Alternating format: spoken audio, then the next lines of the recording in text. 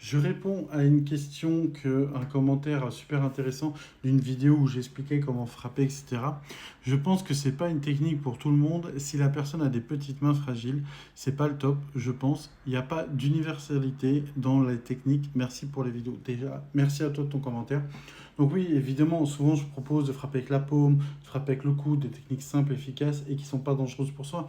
Mais bien sûr, si vous savez frapper avec le poing, que vous avez un poing massif et que vous savez faire, vous avez fait de la boxe, des arts martiaux, utiliser le poing dans un cadre de légitime défense, c'est vachement intéressant. Donc comme tu dis, c'est pas universel. Moi, je vais présenter par exemple une technique de poing qui va peut-être correspondre qu'à 50% des gens qui regardent la vidéo. Je vais présenter une technique de paume, pareil, etc. Par exemple, il y a des gens, ils ont des problèmes articulaires, ils ne pourront même pas utiliser leurs mains. Il y a des gens qui ne peuvent pas courir. Il y a des gens qui ne peuvent pas faire de coups de pied, même au niveau du genou. Donc en fait, moi, je propose quelque chose d'assez général, mais dans mes cours, je personnalise chaque technique. Si je propose une technique, qu'il y a quelqu'un qui dit, excusez-moi, mais là, je ne peux pas le faire parce que j'ai un problème et tout, physique, ben, je vais dire, ok, tu sais quoi, on va l'adapter pour essayer de trouver une solution qui reste assez efficace.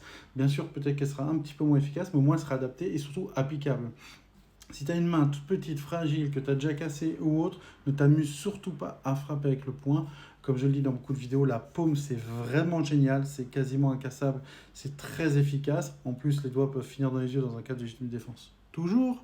Et utilise le coude. Le coude, c'est quasiment incassable aussi, c'est très violent, c'est très puissant. Mais bon, ça te demande d'être un peu plus proche de ton adversaire ou ton agresseur. Merci pour ta question, ça me permet d'échanger avec tout le monde. Et je te souhaite une bonne journée. Et les autres, n'hésitez pas à poser tes questions parce qu'on partage ici notre art de la self-défense, des arts martiaux et des sports de combat dans la bienveillance pour évoluer tous ensemble vers une meilleure pratique.